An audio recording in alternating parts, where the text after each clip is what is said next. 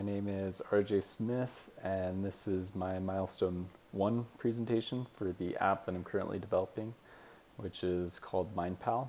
And MindPal is an app to help students increase their memory capacity. So why is memory important for student success? A major challenge that students face in obtaining an education is retaining knowledge that is learned. Barrick states that the value of education depends largely upon the lifespan of what has been learned. So in other words, an education is only as good as the amount of knowledge that you're able to retain in memory. Many studies have found that most students tend to forget the majority of what they learned immediately after an exam, and Miller considered it not uncommon for medical students to retain a mere 10% of the anatomy or biochemistry offered in a traditional first-year course. And there are also many other studies that show that as we become more dependent on our digital devices, we actually put less effort in memorizing things because we always tend to have that idea that we can always recall information whenever we need it. So memorization is kind of becoming a dying practice or a dying art. But there are ways to help us improve our memory, and these are called mnemonics. And mnemonics are the study and development of systems for improving and assisting the memory.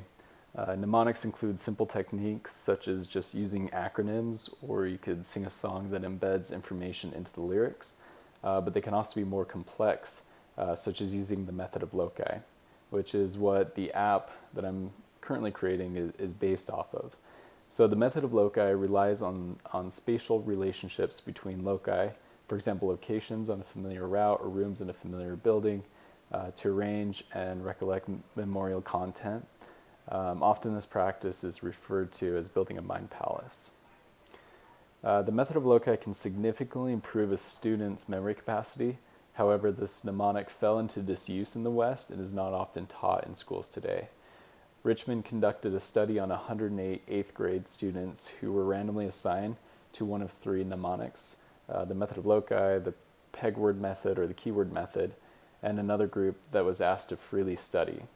Over a 2-week period, the students learned their assigned mnemonic device, were tested on their ability to transfer their mnemonic under a specific transfer condition. So they were taught these methods, and then they were asked, okay, now apply those methods to learning battle events in the Revolutionary War. So all children that were using the mnemonic scored higher than those who were left alone to do free study. The problem is many teachers and students are unaware of mnemonic techniques that can be used to enhance their memory and their education. Mnemonic techniques aren't difficult to learn, but they do require a lot of practice. There currently doesn't exist an app in the Apple App Store that can teach students these mnemonics and help them practice. So my proposal for a project was MindPal, and MindPal is an iPad app that is designed to teach students how to use the method of loci by memorizing an entire deck of cards. And cards are used because in most cultures, they're universally recognized and can easily be used to transfer the technique to other subjects, such as subjects that they're currently learning in class. So here is a quick app flow or an overflow or a mock-up of the screens in the app. You can kind of think of the app being in 3 sections. The first section is training, and you'll have just a step-by-step guide that will progress through screens that teach you the method of loci and how to apply them to memorizing a deck of cards.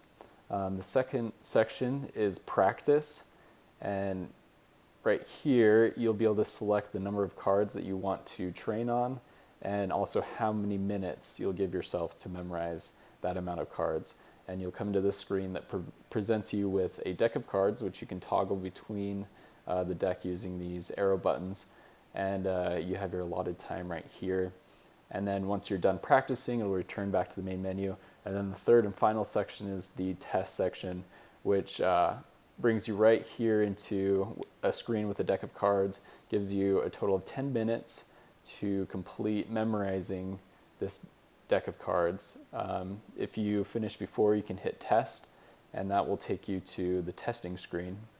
Now with the testing screen, you'll go through each individual card, but you'll have to vocally say what the next card will be, because multiple choice would kind of be cheating. So you will state what you think the next card is in the deck, and then here the app will confirm with the user or the student if what they said is correct. So here, one of diamonds, that's not a real card, but you'll either confirm yes or no that that's what you said. If it is correct, then you'll go back and proceed to the next card in the deck to guess. But if you're incorrect, it'll kick you back out to the main screen, but it will also make sure that it records your highest number of cards memorized. So here's a quick look at the task list. You'll see for the first week it was initializing the app and repository. For development, it was setting up the home screen and also creating the content. It says lessons, but that's actually the training section of the app. So creating the content, the visuals, and the flow. For the week after, I implemented the UI for the training section, and also the business logic and the development for the training section as well. And then testing was mostly just making sure that the content looked good on both the iPad and also the iPhone. Later on, I decided I wanted to have the app work for both devices, so that was what the bulk of the testing required. And then also there's more research and the weekly write-ups. And finally, the Milestone video, which is currently being created. So let's do a quick demo of what has been created. Let's first start with an iPad app, an iPad emulator to see how that looks.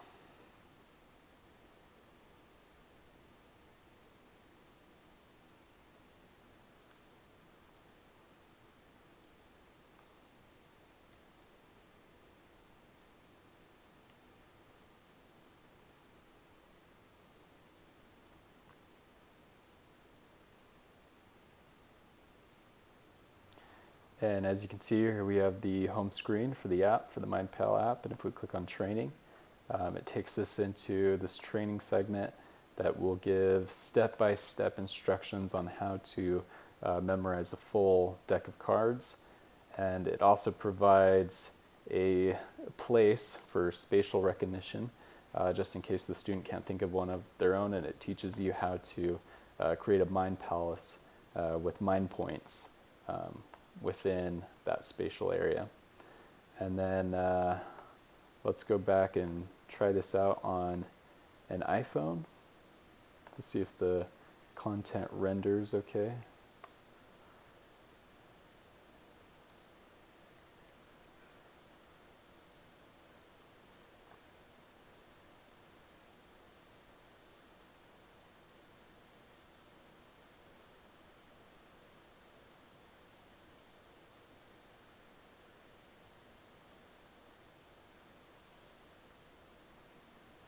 So as you can see, here's the home screen again, and if we go into training, you'll notice that all the content is still rendered perfectly for a smaller screen.